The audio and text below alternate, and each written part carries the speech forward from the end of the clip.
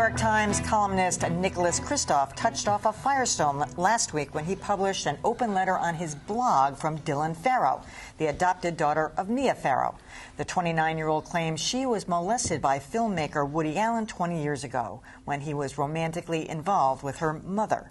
At issue, did Kristof violate the paper's editorial standards? Nicholas Kristof tells readers he is a friend of Mia Farrow and notes Woody Allen was never charged with abusing then 7-year-old Dylan Farrow when her accusations first surfaced 20 years ago.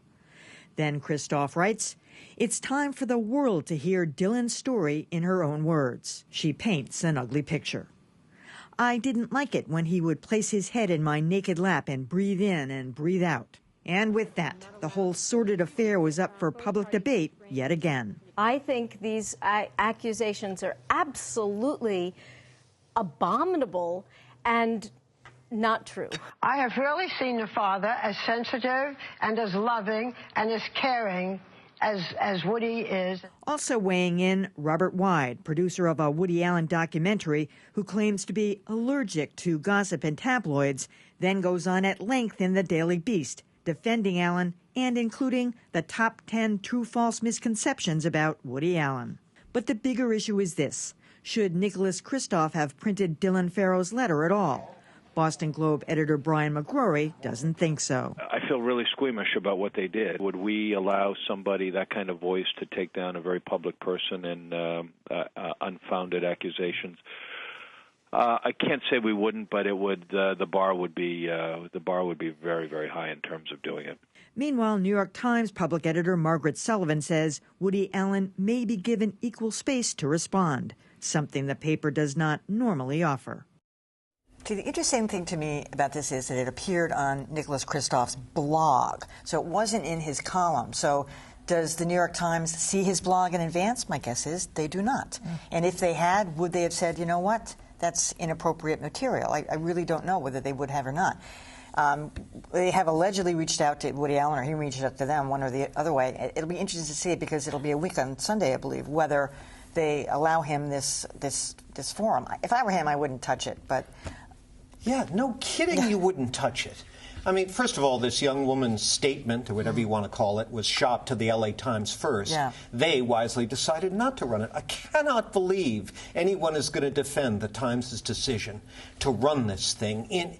If you think there's a story there, if you're doing an interview with Dylan Farrow and then you want to do the reporting surrounding her statements and present it that way, that's fine. That's fair game. I'm not carrying any water for Woody Allen here. But this is just getting back to the problem that I've voiced here many times, Emily, about the Internet, that it's an open sewer through which all sorts of refuse flows. And because so much of it goes unedited, there's no quality control. So anyone can say anything. Maybe someone wants to allege that they were raped by Nicholas Kristof. Are they going to throw that in his blog, too? It's just not right. Well, I have to take some issue with you on how this went down, because Kristof's column in the paper quotes from her piece at length. So it's pretty much all there in the paper. And then it says if you want to read the whole thing, you can read my blog. So I don't know that this has an awful lot to do with the standards of the Internet. It seems to me that Kristof was able to do 90% of what he wanted to do without relying on the Internet at all. It is a really, really difficult issue. You know, we all have our opinions as to where the truth is here. I tend to believe Dylan Farrow's account of this, but I would agree with you, John, that I don't think that you should have run this in the form that it was run. And I'm fascinated to see where Margaret Sullivan, the public editor, comes down on this. She didn't come down. Not yet. No. Not yet. I think she's going to wait a long time before she, because but just on the issue of this who is you believe, important. I think it's shocking that any journalist would weigh in on who you believe. You know, Barbara Walters, and he said, "What are you doing? You know, you just don't know." Well, no, you don't know. That drove me crazy, because if there's one thing we should have learned in Boston is that priests who do these things to children by the dozen I think of Paul Shanley, charming. Everybody loved him. All the reporters, when he was the street priest helping teenagers. It turns out he wasn't helping teenagers. Very charismatic guy. But I'm going to defend the New York Times on this because Kristof said over and over in that piece, we don't know where the truth lies. This came in the context of the Golden Globes when Diane Keaton, whom I adore, was fawning over Woody Allen, giving him all these kudos. It comes in the context of the Oscars. He's been nominated for Blue Jasmine.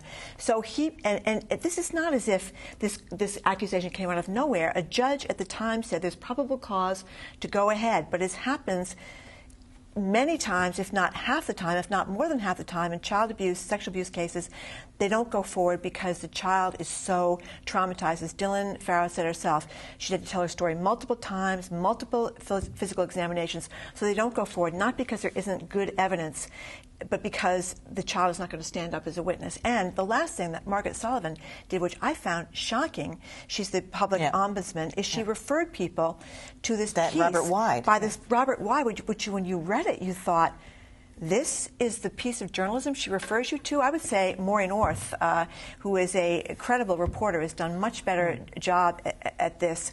So I think his column was good for him. I wanted to take a shower after reading that Daily Beast piece. That was, and the public editor of the New York Times referred this as a piece of good journalism on Woody Allen. I beg to differ. Well, I wasn't sure that she said, I guess by her implication, by pointing you to that implies that it's good journalism. When she did that and I read it, I assumed she really wanted people to go down that list of, did he do this? No. This is what we know. There are about 10 things that he lists and he answers. These are the myths. Here's the real answer. Here's the documentation. I assume that's what she meant, but she didn't say it. So to your point, you're right.